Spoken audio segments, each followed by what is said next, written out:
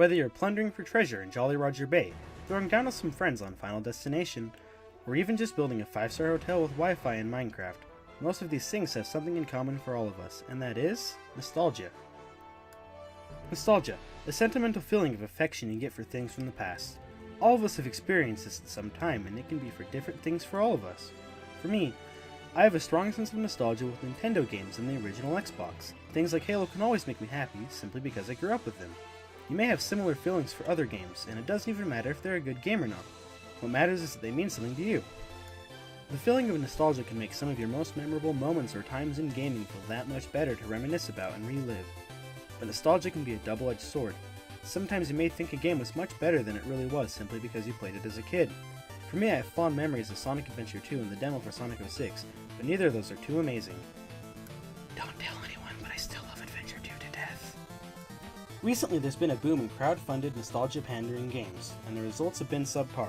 From games like Mighty No. 9, which looked like they were going to be amazing but ended up being a boring, ugly waste of money, to some games that came out of nowhere like Shovel Knight, a Mega Man-styled game where you go around as a knight with a shovel and take out the Order of No Quarter, and even Bloodstained Curse of the Moon, a Metroidvania-styled game that's just as good as the old Castlevania games we all know and love.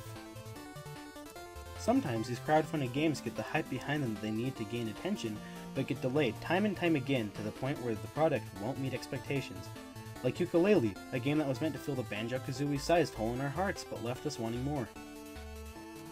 For some, nostalgia can come in all sorts of different shapes and sizes, and I'm going to go over some examples of games that I have nostalgia for.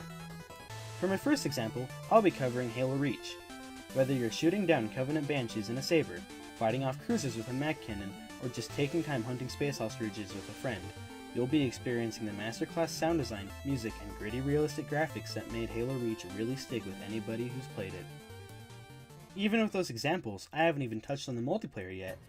You could be running from a zombie horde in Infection one moment, and the next moment you're playing some prop custom lobbies with a random person you met online. Multiplayer doesn't disappoint. There's so many different minigames and modes to play. It'll keep you entertained for literally years. The game is backwards compatible on Xbox One, and is being added to the Master Chief Collection later this year. If you haven't played it yet, play it! Next up is Mario 64. Many of us have very fond memories of this game. It has plenty of very memorable levels and songs, from the spunky trumpets of Bob-omb Battlefield to the smooth pianos of Dire Dire Docks. They all have a quality to them that you just can't get nowadays with the sound hardware that our consoles have.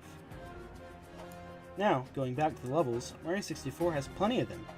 There's a war zone of bombs with a summit to the king, a snowy wonderland with a penguin that's lost its mother, and even a secret slide hidden in the castle. The creativity is crazy. If you haven't played the game, you can emulate it on just about any PC, as long as you obtain your ROM legally. Don't pirate games, that's a bad thing, don't do it. And lastly, a game many of us have played, Minecraft. Minecraft is a game that's playable on just about anything nowadays, and you can play it in any way you want. You can build pixel art and make music and creative, play around in player-made, story-based adventure maps, or my favorite, survive the night and play some good old-fashioned survival with friends. Exploring caves while listening to soothing piano music has never been so fun. Play this game if you haven't yet, which is very unlikely as it's the second most selling game ever.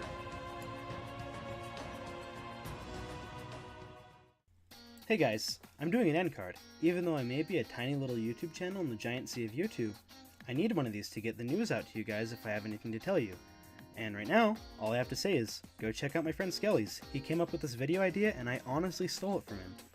He's going to be posting a video on this soon, so go watch his, give him some support. Anyways, see you guys later.